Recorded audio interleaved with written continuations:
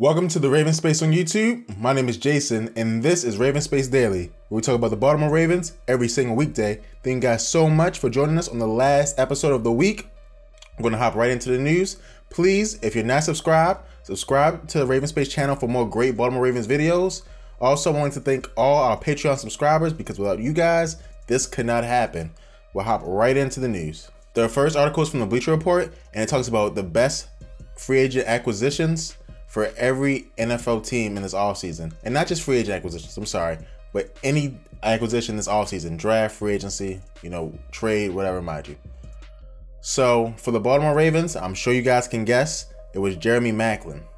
And the article is short, but it talks about how we all were doubting Ozzie, and Ozzie lucked up, right? Unless Ozzie knew that the Chiefs were going to release him, Ozzie lucked up and got one of the receivers on the market. If he was on the market beforehand, he might have been a top 3 receiver. And the Ravens got him at a cheaper price than the other receivers, I believe. So Ozzie, you can never doubt him, and stuff like this just happens to people who are good at their job. So again, kudos to Ozzie, kudos to Jeremy Maclin, who, I believe his wife is from Baltimore, so he'll be here. It was the best acquisition for the Ravens by far, and not because he's the best player, because I don't think he's better than Tony Jefferson. But I do think that the Ravens needed him way more than they needed Tony Jefferson. So I'm happy Jeremy Maclin's on the team. We have a story later about Jeremy Maclin as well, but I want to say that the Bleacher Report and I agree that he's the best acquisition for the Baltimore Ravens this offseason.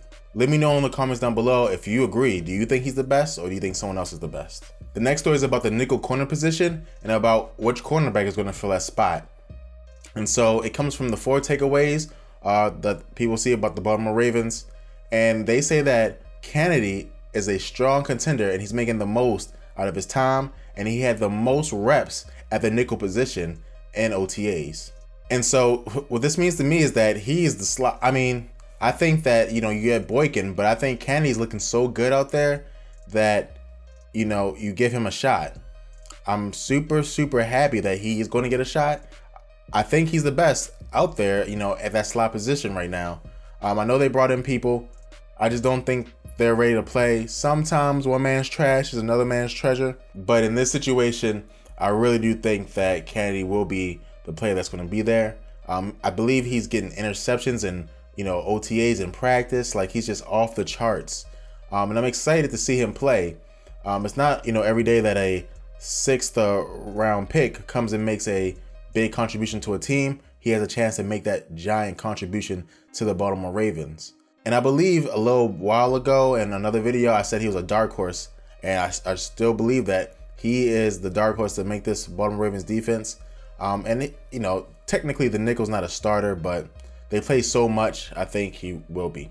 The next story comes from Pro Football Focus, and they say the Ravens plan to use Jeremy Maclin out of the slot. So I know a lot of you guys were correct about this, so if you were correct, put it down in the comments. At first I thought he was going to be the slot, but then I switched to Mike Wallace for 2 reasons mainly.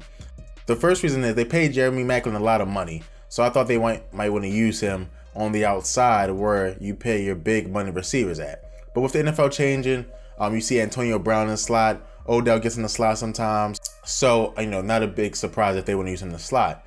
But the second thing was, when I think of a slot receiver, I do think of the 3rd receiver, and that receiver is not on the field when you want to use 2 receiver sets, or you want to use multiple tight ends or something like that.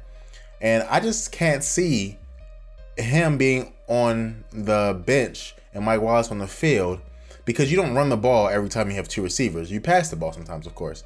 And so I think that it would be very weird to me to see him on the bench and Mike Wallace in the game, because he's better than Mike Wallace. I can see Perriman out there only because Perriman, you want him to get those reps, and Perriman has a higher upside than Mike Wallace, especially when you throw the ball deep. But that's a little weird to me. But I hope that they're going to use Maclin in the slot for 3 receivers, and then on 2 receiver sets, or maybe even 1 receiver set, you move him out and make him the #1 receiver. But we shall see. But again, They have a great stat up here, and it's like a infographic, and it's about the most touchdowns from the slot position in the NFL since 2014. And I'll read you guys the names. Randall Cobb is at 22. Doug Baldwin is at 18. You have Jordan Matthews at 18, and then you have Jeremy Maclin that's at 12. So Jeremy Maclin's number 4, right? And again, you have, you know, some great players out there, like Randall Cobb, who catches passes from, you know, Aaron Rodgers, right? So his is higher, but number 12 is a good amount from a slot. And he also averaged 1.82 yards per route from the slot, which is, again, a great number. And it's the second highest in the NFL. So I thought it was awesome. I can't wait to see him play. I really want to see what he can do. And I know you guys do too. So, and like we end every episode here on the RavensSpace Daily is a mailbag question. And this question comes from Connor. And Connor asks, Connor says, I saw that we'll be switching from a zone blocking scheme to a straight ahead blocking scheme. How will this switch impact the productivity of our offense? Thanks so much for your question, Connor. Guys, please send questions to TheRavensSpace@gmail.com. Please send your questions in the email. It makes it easy for me to find the questions I want to use for here and find questions I want to use for mailbag. So we'll just hop right in. First, I want to say I would like to kind of give a little explanation of the two different schemes, because, you know, I made this for the hardcore fans, but I also want to keep, you know, people who just might have forgotten or something like that. So you have two run schemes. The zone run scheme and the man run scheme is what I call it. He uses straight ahead blocking. I call it man. And what it means is that what the linemen do in the run scheme. So in a zone run scheme, linemen block areas. So in a zone run scheme, linemen block areas. And you'll see all the linemen moving to a side together, right? So if it's a zone, all the linemen move to the left. If they run to the left, and they're blocking the area. And so this does two things. It makes it easier to block with smaller linemen, and it also makes it easier to get big plays because, for example, if there's no one enters the zone for the lineman, the lineman can go upfield and get a block on the second level. So, and it does a lot of like other things too. I don't want to get complicated, but if you stunt on your defensive line in a zone blocking scheme, stunts don't really affect because you're not tricking people because you're just running into a different person's zone. So that's what it is. You're just blocking your area. Same thing with a zone on defense where you're guarding your area. In a run zone, you're blocking your area, and it's up to the running back to read the blocks and pick a hole and go.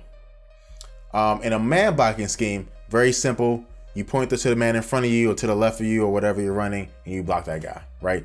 Same thing if you ever play basketball, you know, I'm sticking him. That's what the run blocking scheme is. I'm blocking him, right? Now, the downside of that is that, for example, if there's a stunt and the person you're supposed to block runs in front of another offensive lineman, then there's confusion. Usually offensive lines then abandon that, right? So if you're a left tackle and your man runs to the center, you don't run to the center as a left tackle. You depend on the center to realize what's happening and block your man. In terms of the run game, I think the man-to-man blocking scheme will be much better for the Ravens. And it's just because that I don't think we have the running backs to read and react to the zone. We're not experienced enough. Justin Forsett was great at it. There's other running backs, like the running backs the Denver Broncos had for a long time, like Terrell Davis, are great at it.